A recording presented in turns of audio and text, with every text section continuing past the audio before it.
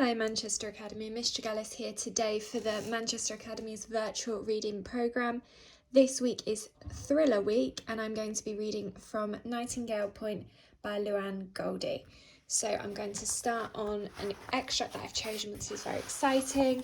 I've got my award-winning fiction bookmark and I'm going to be tracking the text. So, chapter 10, Mary. Mary, I didn't know we were seeing each other today. Mary gives Harris a weak smile as she steps over the threshold and kicks her plimsolls onto either side of the stripy woven mat. I've just got in. He closes the front door from the prying eyes of neighbours before kissing her. I had a union meeting about next year's exams. Can you believe it? On a Saturday? Went on and on. He walks quickly into the large room that makes up the living space of the bungalow and over to the hob where he fiddles with the knobs and stops the hiss of gas. I was trying out a new recipe. Cannellini bean mash, but it doesn't quite look edible. He laughs and wipes his hands on the tea towel that hangs over his shoulder. Sorry, I'm rambling. Are you okay, Mary? I really wasn't expecting you. Harris, I need to talk with you. She takes a deep breath, but already feels her resolve waver. Something about the smell of lemons, Harris's frequent failed attempts to cook, and his thin, perpetually tanned arms make her want to change her mind, to not end the affair, to divorce David, to marry Harris and to be with him always. I can't sleep, she says. I keep thinking about what we are doing, how wrong it is. Oh, not this again. He turns away. Yes, Harris. We need to stop. I'm having nightmares. All week, these horrible dreams waking me up.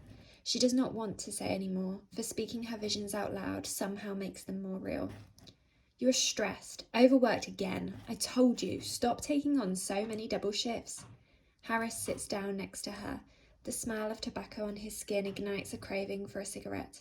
She takes the fob watch from her pocket and passes it from hand to hand. Oh, your watch broke. I've had it 12 years. David had set the time 8 hours ahead when he gave it to her. Now you always know what time it is where I am, he said. But she immediately reset it to show her time. Here, let me see if I can fix it. Harris takes the watch into his speckled hands. No, she snatches it back. David's coming home. When? Mary shrugs. He's on standby for a flight. I'm not sure if he's coming here directly or stopping by somewhere else. His brother is in Amsterdam. Maybe he will go there first. What? Why are you laughing? Typical. So he's going to show up any time in the next few weeks and you will accommodate him. He's my husband. Yes, but he doesn't have to be, Harris says with a raised voice. As he turns away, the heaviness of what is not being said fills the room. The weight of the question she's refused to answer. The unworn engagement ring studded with rubies as pink as the hibiscuses back home. We need a break, Harris, please. But she doesn't act on it. Instead, she sits on the sofa and pulls one of the Indian elephant cushions onto her lap for comfort. There is too much going on. I'm stressed. My daughter is going back to work and I said I would help out with the kids. He groans. She's taking advantage. She only works 2 days a week. Yes, but she needs my help. I'm her mother. I know, but what's this got to do with us? With what I asked you last week? Why can't we talk about it, Mary? She taps the face of the fob watch with her short nails. I need to call my work. I'm going to be late. It rings for a long time before being finally answered. Headley Ward Nurse's Station. Hello, it's Mary Tregelles. I'm running late for shift. Okay, I'll let the sister know. Mary recognises the voice as one of the latest in a long line of lazy ward interns. Tregelles, hang on. Papers rustle, machines purr, and a metal spoon clinks against something ceramic. There's a message here for you. Your husband called. My husband? Harris straightens his back like a cat ready to pounce. That's what it says. The girl's disinterest seeps through. The line says, in Hong Kong, got direct flight to Heathrow. She pauses. That's all. You are sure? When did he leave this? Dunno. Well, is there a time on the message? Mary asks. Look, I didn't write this down, all right? She turts. It's busy here. Okay, thank you. Mary puts down the phone and smiles at Harris. Stupid girl got the message wrong. There's no way he got a flight so fast. Harris appears to puff up his chest. His body, still frail, seems flooded with energy. So he's on his way. I feel as if this is it, Mary. You need to tell him. We can do it together. Harris uses a tone of voice Mary imagines he rolls out for his students with low self-esteem. I'm not ready. You will never be ready, but you need to move on with your life. I took vows. The tea towel slaps against the coffee table as Harris walks off through the net curtains onto the patio. Mary waits. How long it will take David to notice the spring in her step, the smell on her skin. She lies back on the sofa and tries to imagine the two alternate versions of her life. One where she goes back on her vows and becomes a shameful divorcee, and another where she continues to be David's unhappy, waiting wife. How can she make that decision? Harris sits at the white wrought iron table under the cherry blossom tree, which hangs over from the neighbour's garden, his bare feet surrounded by a smattering of rotten pink petals.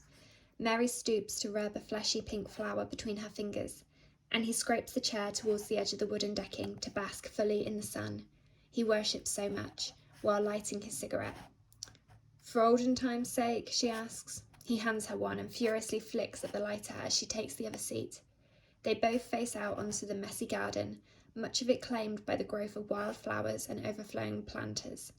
Mary watches two bees as they make double loops around the struggling zebra plants and moss roses he planted for her after she told him about her childhood garden.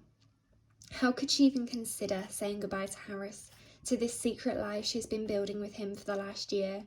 She would miss him too much.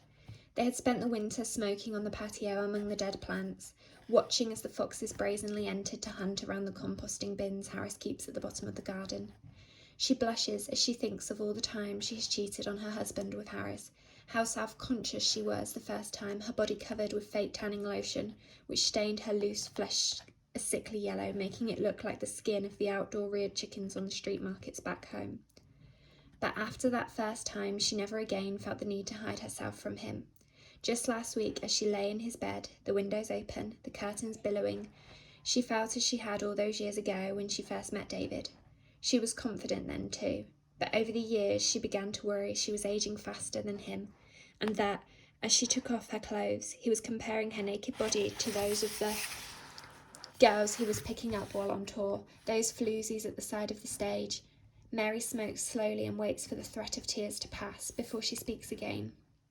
He will not stay for long, he never does, a month maybe. I'll phone you when he leaves. So you've made your decision then? Another decision that does not include me. Petulantly, Harris uncrosses his legs and slides away from her before crossing them again in the opposite direction. She looks down at her uniform at the fat, white stitching in the wide hem below her knees. You don't have to choose him, he says. I already did. He does not come home often. I owe him my time. You've already given him so many years, years in which you've waited and waited, and now you want to pretend that I don't exist for a month. He shrugs. So go ahead. Imagine that I'm dead so you can get on with playing husband and wife. Why can't he understand? It's only a month. She pushes the nets aside as she storms through to the bathroom where she rolls a large ball of tissue in her hand to help her get through the bus journey. Harris waits by the front door.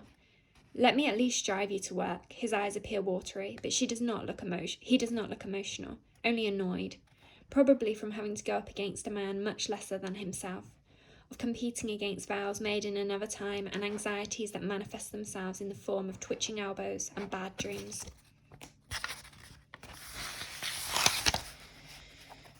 Okay. He slides his feet into his brown sandals and picks up the keys from the slim wooden side table. As they set off towards the hospital, Mary tries to distract herself from the silence between them. His car is messier than usual, mud-caked, walking boots and some shriveled orange peelings on the floor, a pile of his students' workbooks on the back seat. He fusses with the tape player as the car slows at the traffic lights, pushing in the Simply Red album she bought him at Christmas. The first song is their song, You Make Me Believe. They look at each other and smile. They could never go a month without each other. Then a sound from above, a sound so deep it makes the windows of the car shake within their frames. Then a blast. It vibrates through the car. Harris turns the tape off. Moments pass, odd, thick moments, before a softer tremor is felt. They turn to each other, this time for an explanation.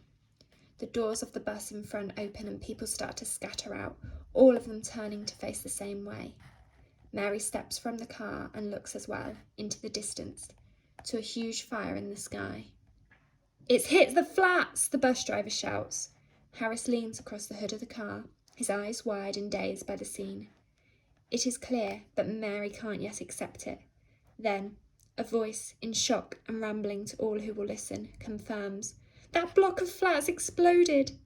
Mary's block of flats. So I'm going to pause for you there on that bit of a cliffhanger. Tune in tomorrow for the next instalment.